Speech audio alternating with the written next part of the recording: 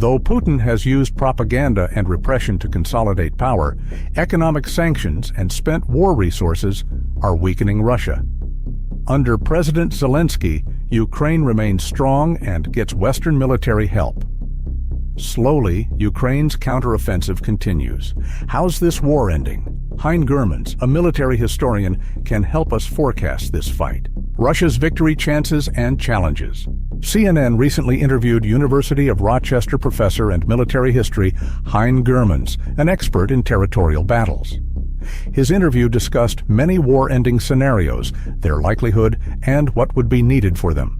World Wars I and II are rare examples of major wars concluding with total victories and unconditional surrender.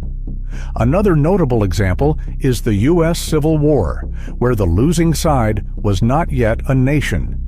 In most wars, both sides will do whatever to escape defeat. This usually involves changing tactics, retreating, or fighting at a lower intensity to wear down their opponents. Let's first examine what a total Russo-Ukrainian war win would mean for both sides. Complete triumph. Let's begin.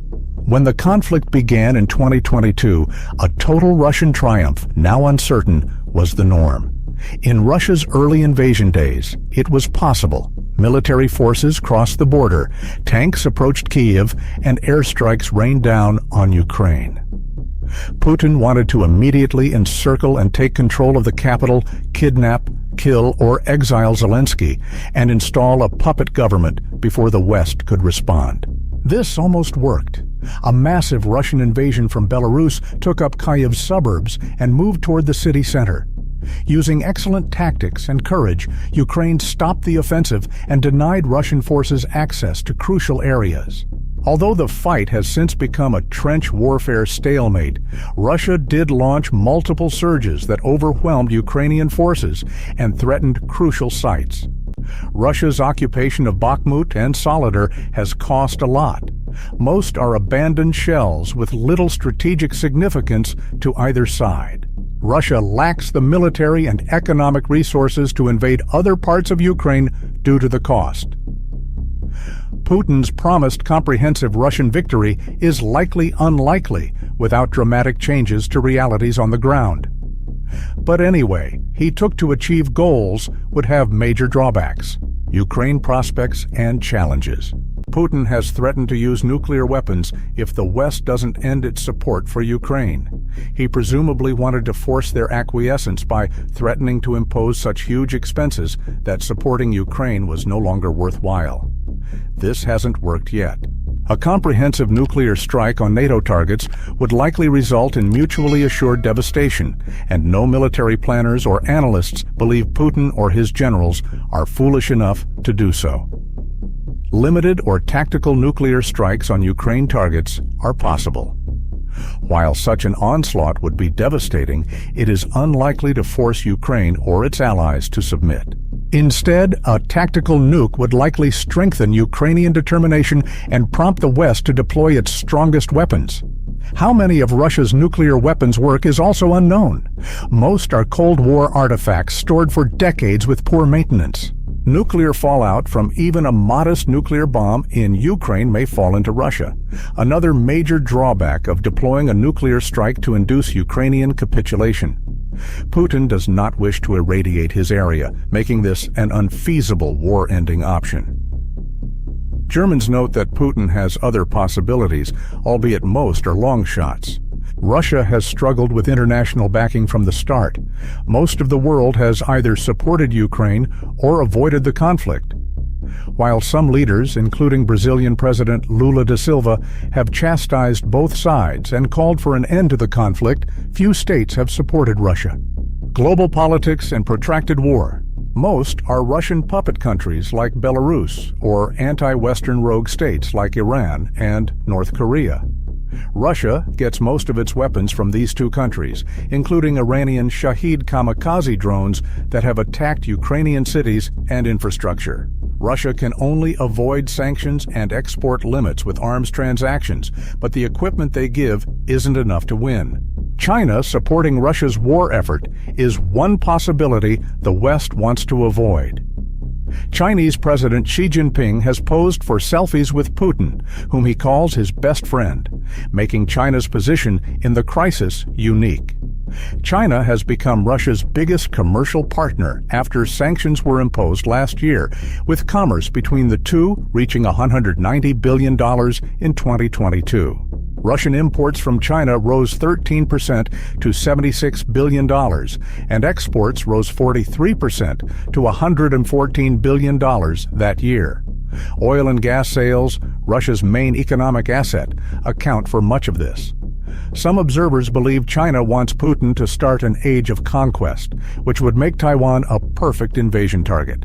China's full support for Putin may make the West nervous enough to pressure Ukraine's government into imbalanced peace talks. In many ways, China's invading backing is cosmetic. It has not supplied Russia with lethal weapons, and its leadership has stated that this will not change. After the 24-hour Wagner Group mutiny last month and the escape of Wagner Group leader Yevgeny Prigozhin in Belarus, this is especially true. Xi appears to be growing wary of backing a weak, unreliable nuclear state on China's border after the defection. Mr. Xi cannot afford to abandon Mr. Putin, argued Obama's China policy advisor Ryan Haas in the New York Times. This relationship is very important to him, and Russia is valuable to China. However, the bromance that has worried the West may have peaked. Xi must recalibrate his foreign policy to account for Putin's vulnerabilities to achieve his strategic goal of overtaking U.S. dominance worldwide. That might mean increased Chinese backing for stopping a war that backfired on the Russian leader and a less combative China-U.S.-Taiwan relationship. Similar points from Germans. Chinese involvement in ending the war has decreased since Xi and his team realized that supporting Putin would weaken their geopolitical agenda. Peace negotiations. Putin has few options for a total victory. Support from two Eastern European nations, where Russia still has influence, is one option. First, Russian troops may concentrate in Belarus and invade Kyiv from the north. Since this approach failed when Russia hadn't lost almost 5,000 soldiers and half of its battle tanks, a similar attack now would likely fail even worse. Moldova, Ukraine's little southern neighbor, could be involved since Ukraine is now fully armed with Western weapons and training. Russia has sponsored a separatist movement in eastern Moldova near the Ukrainian border for years, even though Moldova's government opposes Putin and his war. In Transnistria, a battalion of Russian troops has avoided the Ukraine conflict. Transnistria may swiftly become a staging area for Russian soldiers to start a southern invasion. Combined with a Belarusian offensive, such a pincer approach could force Kyiv to fight in two ways. Again, this tactic is unlikely to win for Russia. Such an invasion without Chinese weapons would startle Ukrainian and Western war strategists. Given how well intelligence has detected Russian force movements, this is unlikely. Asymmetric warfare, such as a successful rural insurrection or the assassination of Ukrainian command figures, may be needed. Again, this seems unlikely.